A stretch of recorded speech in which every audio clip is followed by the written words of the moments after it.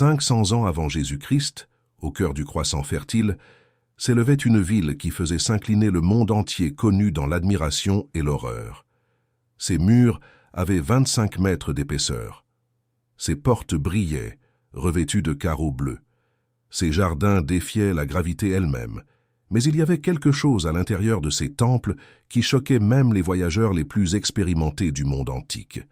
Quelque chose qui transformait les femmes en offrandes vivantes. Avant de continuer la vidéo, voulez-vous fortifier votre vie de prière et aider encore notre chaîne à grandir? J'ai préparé un matériel avec plus de 50 prières spéciales pour vous guider. Cliquez sur le lien dans la description et aidez notre projet à diffuser la parole du Christ. Lorsque l'historien grec Hérodote franchit les portes de cette métropole au 5e siècle avant Jésus-Christ, il avait déjà vu les pyramides d'Égypte, il avait déjà navigué sur toute la Méditerranée, il avait déjà documenté des dizaines de cultures différentes. Rien ne l'avait préparé à ce qu'il trouverait dans l'enceinte sacrée d'Ishtar. Il appela cela la coutume la plus honteuse de toute la Babylone. Et Hérodote n'était pas un homme qui se scandalisait facilement. Pensez au décor. Une ville de plus de 200 000 habitants à son apogée. Des temples qui s'élevaient comme des montagnes artificielles au milieu de la plaine mésopotamienne. Le plus grand d'entre eux, les Téménenki, mesurait environ 90 mètres de haut, presque la même dimension verticale que le bâtiment Flatiron de New York, qui, lorsqu'il fut construit en 1902, était considéré comme l'un des plus hauts de la planète. 7 terrasses échelonnées montant vers le ciel, chacune peinte d'une couleur différente, représentant les 7 planètes connues. Au sommet absolu, un sanctuaire revêtu d'or pur, où, selon les prêtres babyloniens, le dieu Marduk lui-même descendait chaque nuit pour se reposer. 17 millions de briques furent nécessaires pour ériger cette seule structure. 43 ans de travail continu sous le règne de Nabuchodonosor II. Des milliers de travailleurs moulant, brûlant et empilant brique sur brique, couche sur couche, jusqu'à ce que la tour devienne si haute que son ombre couvrait des quartiers entiers au crépuscule. Mais ce n'était pas l'architecture qui laissait les visiteurs étrangers sans voix. C'était ce qui se passait à l'intérieur des temples. Le culte d'Ishtar dominait la vie religieuse babylonienne d'une manière qu'aucune divinité occidentale n'a jamais réussi à égaler. Ishtar était la déesse de l'amour, de la guerre et de la fertilité. 3 domaines que les Babyloniens considéraient comme inséparables. Elle gouvernait aussi bien le champ de bataille que le lit nuptial, autant la récolte abondante que le désir ardent. Les hymnes composés en son honneur célébraient ouvertement sa sexualité, son pouvoir sur les corps humains, sa capacité à faire plier les rois et à faire abandonner leurs armes aux guerriers. Les temples qui lui étaient dédiés n'étaient pas seulement des lieux de prière. C'étaient des complexes économiques, politiques et rituels, où la frontière entre le sacré et le charnel n'existait tout simplement pas. Et au cœur de ces complexes fonctionnait un système qui dura plus de 2000 ans, traversant les empires, les dynasties et les conquêtes. Hérodote l'a décrit ainsi. Toute femme née dans ce pays doit, une fois dans sa vie, s'asseoir dans l'enceinte d'Aphrodite. Il utilisait le nom grec pour Ishtar, et se livrer à un étranger. Observez la précision de ces mots. Pas quelques femmes, toute femme, pas facultativement, obligatoirement. Une fois dans sa vie, chaque femme babylonienne devait prétendument se rendre au temple, s'asseoir parmi les autres qui attendaient, et attendre qu'un homme inconnu jette une pièce de monnaie sur ses genoux. Quand cela arrivait, elle ne pouvait pas refuser. L'argent, peu importe la valeur, devenait sacré par l'acte. La femme suivait alors l'étranger hors de l'enceinte du temple où elle consommait l'acte rituel. Ce n'est qu'après cela qu'elle pouvait rentrer chez elle. Certaines, selon Hérodote, attendaient des années jusqu'à ce que quelqu'un les choisisse. D'autres, les plus belles, réglaient l'obligation en quelques heures. Ce récit a résonné à travers les siècles et a profondément façonné l'image que l'Occident a construite de Babylone. Mais la réalité historique était considérablement plus complexe et à bien des égards plus troublante. Les érudits modernes se demandent si le récit d'Hérodote décrivait une pratique universelle ou un rituel spécifique à certaines classes de femmes. Des questions de traduction compliquent l'interprétation. Le mot grec qu'il a utilisé pourrait signifier « toute femme locale » ou « toute femme qui s'assoit dans le temple », une différence cruciale. De plus, Hérodote n'a probablement jamais visité Babylone personnellement, basant son récit sur des informations de seconde main recueillies auprès de marins de marchands et de voyageurs. Cela ne signifie pas que la prostitution rituelle n'existait pas. Cela signifie qu'elle fonctionnait de manière plus structurée que ce que le sensationnalisme grec suggérait. Les temples babyloniens maintenaient des catégories distinctes de femmes qui servaient la déesse. Il y avait les Naditu, des prêtresses de haut rang dédiées à des divinités masculines comme Shamash ou Marduk. Ces femmes provenaient souvent de familles aristocratiques. Leur père les dédiait au temple pendant l'enfance ou l'adolescence à travers des cérémonies formelles enregistrées dans des contrats. Les Naditu de Sippar, par exemple, vivaient dans un complexe fortifié appelé Gagoum, une sorte de couvent mésopotamien où elles administraient des propriétés, prêtaient de l'argent et menaient des affaires au nom du temple. Le code de Hammurabi, cet ensemble de 282 lois gravées sur une stèle de diorite de 2,5 mètres de haut vers 1750 avant Jésus-Christ, dédiait plusieurs clauses à la protection de ces femmes. La loi 110, par exemple, prescrivait la mort par le feu pour toute Naditu qui ouvrirait ou entrerait dans une taverne, des établissements associés à la prostitution commune. La sévérité de la punition révèle qu'il y avait une ligne claire séparant les prêtresses consacrées des prostituées ordinaires, et franchir cette ligne était un crime capital. Mais alors, qui étaient les femmes qui vendaient effectivement des services sexuels dans les temples? Les textes cunéiformes mentionnent plusieurs catégories. La harimtu apparaît fréquemment dans la littérature babylonienne, y compris dans l'épopée de Gilgamesh elle-même. Shamat, la femme qui civilise le sauvage Enkidu par le sexe, est décrite comme harimtu. Certains traduisent ce mot par prostituée. D'autres soutiennent qu'il signifiait simplement une femme célibataire, ayant le contrôle sur sa propre sexualité, quelque chose de radical pour l'époque. Ensuite, il y avait les kadistu, terme que certains relient au mot hébreu kedesha qui apparaît dans l'Ancien Testament, et les ukbaptu, mentionnés aux côtés des naditu dans le code de Hammurabi, et les sekretu, dont le nom dérive d'une racine qui signifie séquestrer ou cacher. Chaque catégorie occupait un échelon différent dans la hiérarchie du temple. Chacune avait des droits et des restrictions spécifiques. Certaines pouvaient hériter de la propriété de leur père, d'autres pouvaient percevoir des revenus de terre travaillés par leurs frères. Des droits que les érudits décrivent comme extraordinaires, compte tenu du rôle des femmes à cette époque. Mais toutes servaient, d'une manière ou d'une autre, l'économie sacrée qui tournait autour du culte de la déesse de l'amour et de la guerre. Mesurez cela un instant. Nous parlons d'un système qui a perduré du 3e millénaire avant Jésus-Christ jusqu'à la conquête perse en 539 avant Jésus-Christ. Plus de 1500 ans de fonctionnement continu. Des générations et des générations de femmes naissant, grandissant et vieillissant au sein de ces structures. Des milliers de documents administratifs enregistrant des transactions, des litiges, des héritages et des obligations liées au culte. Le temple fonctionnait comme une banque, comme un tribunal, comme un centre d'assistance sociale et comme un bordel, tout en même temps. Les prêtres administraient des fortunes. Ils percevaient des intérêts sur les prêts. Ils louaient des terres. Ils négociaient des contrats de mariage. Et ils supervisaient les rituels qui mettaient les corps humains au service de la fertilité divine. Considérez la situation d'une fille née dans une famille de la classe moyenne babylonienne. Vers 10 ou 12 ans, son père pouvait la dédier au temple.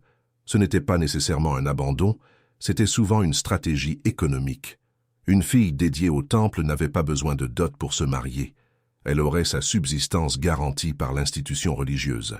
Et selon la catégorie dans laquelle elle était placée, elle pouvait accumuler une richesse significative tout au long de sa vie. Mais le choix n'était pas le sien. Le choix n'était jamais le sien. Des documents de Nippur et de Sippar montrent des pères négociant les termes de la dédicace de leur fille comme ils négocieraient la vente d'une propriété, spécifiant quel montant de anneaux d'argent, des bijoux que la jeune fille recevrait dans le cadre de son initiation, le temple devrait fournir, établissant quel droit d'héritage elle conserverait, définissant si elle pourrait ou non se marier éventuellement et sous quelles conditions. Ce n'était pas toujours de la prostitution au sens moderne, mais c'était toujours l'appropriation de corps féminins par des institutions contrôlées par des hommes. Le soi-disant mariage sacré, hiérogamos en grec, occupait le sommet de la pyramide rituelle. Une fois par an, pendant le festival du Nouvel An appelé Akitu, le roi de Babylone montait prétendument les marches de la ziggourate pour s'unir sexuellement avec la haute prêtresse d'Ishtar. Elle représentait la déesse, il représentait le dieu Dumuzi, l'époux divin d'Ishtar. L'union entre eux garantissait la fertilité de la terre, la prospérité du royaume, la continuité de l'ordre cosmique. Des hymnes sumériens célébrèrent cette rencontre dans un langage explicitement érotique. Ils décrivaient le roi courant 320 km, offrant des sacrifices, banquetant avec le dieu soleil Utu et recevant la couronne royale du dieu An, le tout en une seule journée. Des hyperboles poétiques, certes, mais des hyperboles construites sur une base rituelle qui impliquait des corps réels, faisant des choses réelles au sommet de ces tours monumentales. Certains érudits soutiennent que l'acte sexuel n'avait jamais lieu littéralement, que c'était une performance symbolique, une mise en scène dramatique du mythe divin. D'autres maintiennent que la consommation était réelle et nécessaire à l'efficacité magique du rituel. Le débat continue. Ce que personne ne conteste, c'est que la sexualité féminine était systématiquement appropriée à des fins religieuses, politiques et économiques, à une échelle que le monde antique n'a jamais vu répétée ailleurs. Alors surgit une autre couche. Parce qu'il ne s'agissait pas seulement des femmes des temples, il s'agissait de toutes les femmes de la société babylonienne, d'une certaine manière connectées à ce système. Le récit d'Hérodote, même s'il est exagéré, capturait une vérité culturelle profonde, l'idée que le corps féminin appartenait d'abord aux dieux, puis à la famille, et seulement en dernier lieu à la femme elle-même. Une vierge dédiée au temple servait la déesse. Une épouse servait le mari qu'il avait acheté à son père. Une concubine servait celui qui l'entretenait. Dans chaque cas, le corps de la femme était l'instrument de quelque chose de plus grand qu'elle-même. Quintus Curtius Rufus, historien romain qui a écrit sur les conquêtes d'Alexandre au 1er siècle de l'ère chrétienne, a décrit Babylone comme un lieu de corruption morale sans pareil. Les maris et les pères, affirmait-il, permettaient à leurs femmes et à leurs filles d'avoir des relations sexuelles avec des étrangers pourvu que l'infamie soit payée.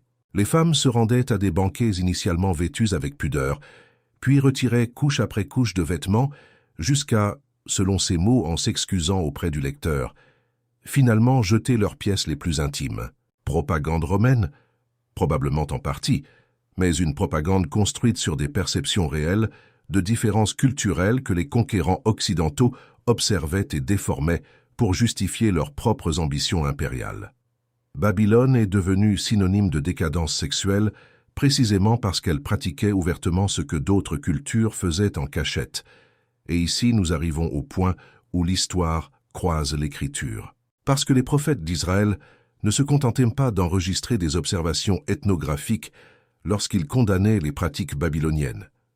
Ils menaient une bataille théologique de vie ou de mort. Lorsque Nabuchodonosor II a conquis Jérusalem en 586 avant Jésus-Christ, il n'a pas seulement détruit le temple de Salomon et emmené les Juifs en exil. Il les a plongés au cœur de ce système religieux sexuel qui englobait tout. Imaginez un jeune Israélite comme Daniel, élevé dans l'adoration du Dieu unique qui interdit toute forme d'idolâtrie, marchant soudainement dans des rues où des femmes attendaient dans les cours des temples pour accomplir des obligations rituelles que sa loi appelait abomination. Le livre de Jérémie, chapitre 51, verset 7, décrit Babylone comme une coupe d'or dans la main de l'Éternel, qui enivrait toute la terre. Les nations ont bu de son vin, c'est pourquoi les nations sont devenues folles. La métaphore de la coupe d'ivresse réapparaîtra des siècles plus tard dans l'Apocalypse de Jean. Pas par hasard. La mémoire de l'exil babylonien a façonné irréversiblement la manière dont Israël voyait toutes les formes d'idolâtrie. Ézéchiel, prophétisant parmi les exilés sur les rives du fleuve Kébar, a dédié des chapitres entiers à décrire Jérusalem comme une prostituée infidèle. Non par un adultère littéral, mais par un adultère spirituel. L'adoration de dieux étrangers qu'Israël avait apprise précisément au contact de peuples comme les Babyloniens. Tu as multiplié tes prostitutions au pays de Canaan jusqu'en Chaldée, écrit-il au chapitre 16, et même avec cela, tu n'as pas été satisfaite. Le langage choque délibérément. Dieu comme un mari trahi. Israël comme une épouse qui vend son corps dans les temples païens. L'idolâtrie comme forme de prostitution spirituelle. Ces parallèles ne sont pas nés dans le vide. Ils sont nés de la confrontation directe entre deux visions radicalement opposées de la relation entre sexualité, divinité et ordre social. Pour les Babyloniens, le sexe rituel connectait les humains et les dieux de manière positive. Il apportait la fertilité, il garantissait les récoltes, il légitimait les rois. La déesse Ishtar était célébrée précisément pour sa nature passionnée et insatiable. Des hymnes la décrivaient se réjouissant de sa vulve, exigeant l'adoration par le plaisir charnel, récompensant ses dévots par la victoire militaire et la prospérité économique. Pour les Israélites, ce même système représentait l'inversion complète de l'ordre divin. Il transformait le don sacré de la sexualité en marchandise. Il réduisait les femmes à des instruments de manipulation magique.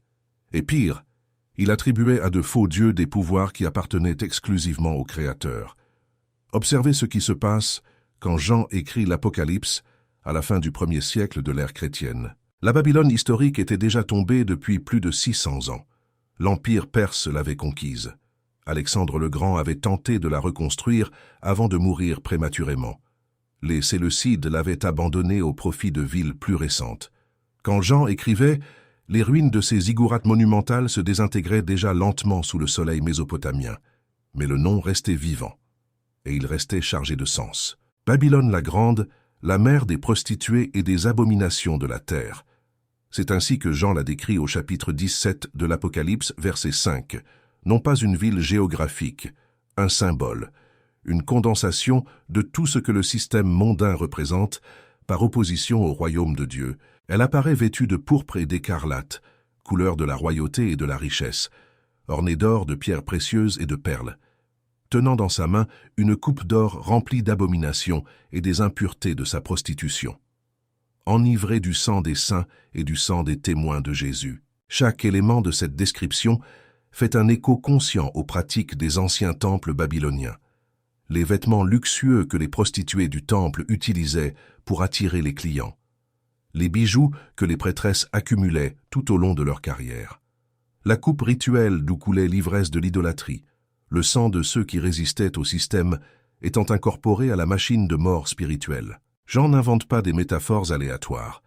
Il distille des siècles de mémoire prophétique en une image que ses lecteurs juifs et chrétiens du 1er siècle reconnaîtraient instantanément. Et alors vient le retournement de situation. Parce que la grande prostituée de l'Apocalypse n'est pas seulement Babylone ressuscitée, c'est Rome. C'est tout système humain qui séduit par le pouvoir, la richesse et le plaisir charnel, tout en persécutant les disciples de l'agneau. Les 7 montagnes sur lesquelles elle est assise, référence aux 7 collines de Rome, le montrent clairement. Mais l'utilisation du nom Babylone, au lieu de Rome, fait plus que protéger Jean de la représailles impériale. Elle connecte le présent persécuteur au passé païen dans une continuité qui traverse les millénaires. Ce qui se passait dans les bordels de Babylone n'est pas resté à Babylone. Le système a survécu à la chute de la ville. Il a survécu au changement d'empire. Il a survécu sous d'autres noms, d'autres formes, d'autres justifications. La commercialisation de la sexualité féminine, la sacralisation du pouvoir masculin, la transformation des corps en instruments de manipulation spirituelle et économique. Tout cela a continué, et continue, de fleurir partout où les humains cherchent des raccourcis vers la transcendance par la chair. Ce n'est pas que les rituels spécifiques des temples d'Ishtar aient été reproduits à Rome ou ailleurs. C'est que la logique sous-jacente s'est avérée extraordinairement adaptable.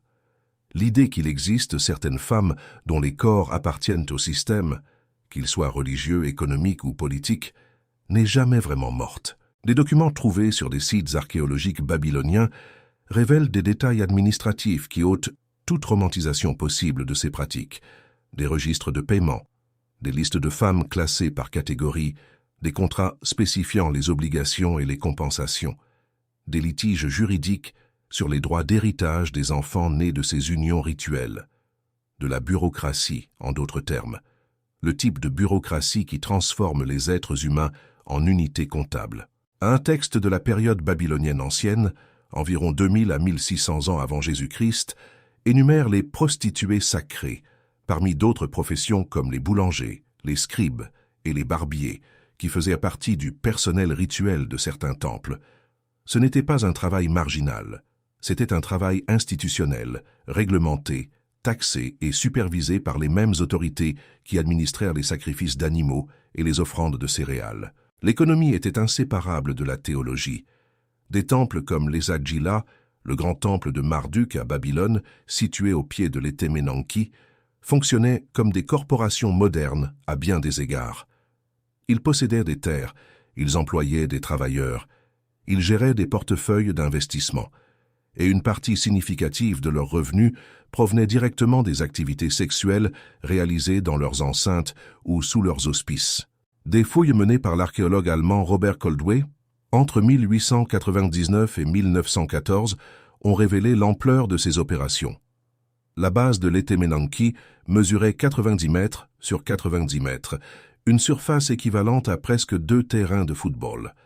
Le complexe de Les Agilas était encore plus grand, avec de multiples cours, chambres et chapelles dédiées à différentes divinités.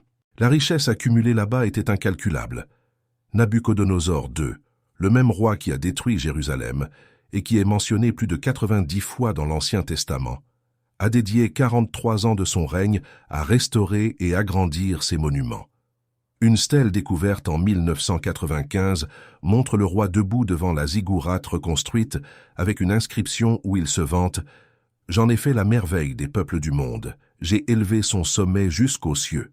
Le chapitre 4 de Daniel décrit la chute de ce même roi, son arrogance punie par 7 ans de folie pendant lesquels il a vécu comme un animal dans les champs.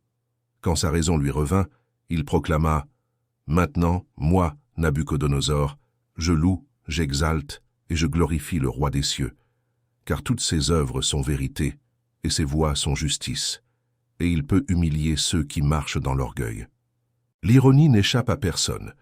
Le bâtisseur des plus grands temples païens de l'histoire a fini par reconnaître, du moins selon le texte biblique, la suprématie du Dieu d'Israël sur tous les dieux qu'il avait servis. Les ziggourates qu'il a érigées se sont effondrées, la ville qu'il a embellie est devenue une ruine, mais les paroles d'humilité qu'il a prétendument prononcées ont été préservées dans les Écritures pour toujours. Alors surgit la question inévitable. Pourquoi Dieu a-t-il permis que son peuple soit exilé précisément dans cet endroit? Pourquoi 70 ans d'exposition directe au système religieux sexuel le plus développé du monde antique? La réponse traditionnelle pointe vers la discipline. Israël s'était contaminé avec l'idolâtrie cananéenne. Alors Dieu les a envoyés au cœur même de l'idolâtrie mondiale pour qu'ils apprennent la différence entre la vraie et la fausse adoration. Mais il se passait plus que cela. Pendant l'exil, les Juifs ont développé des institutions qui les soutiendraient pour les millénaires à venir. La synagogue, comme centre d'études et de prières communautaires séparées du temple. La compilation et l'édition des Écritures hébraïques en quelque chose de proche de leur forme finale. La formation d'une identité religieuse qui pouvait survivre sans territoire, sans autel de sacrifice, sans sacerdoce fonctionnel. Tout cela a émergé de la confrontation avec Babylone. Ils y sont entrés comme une nation territoriale, liée à un sanctuaire spécifique. Ils en sont sortis comme un peuple du livre, capable de maintenir sa foi n'importe où dans le monde.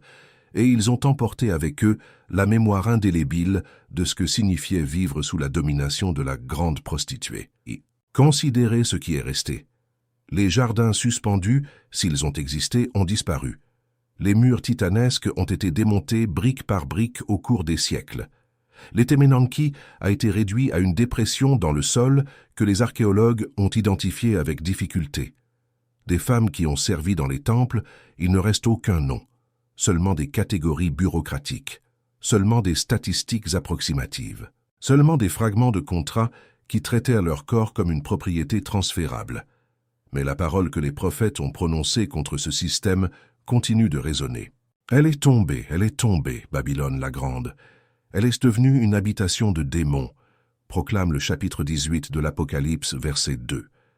La destruction prophétisée n'était pas seulement militaire ou politique, elle était spirituelle. Le système qui transformait la sexualité en marchandise, les corps en instruments de pouvoir et le plaisir en raccourci vers la transcendance, ce système a été jugé et condamné au tribunal divin bien avant que ces pierres ne deviennent poussière.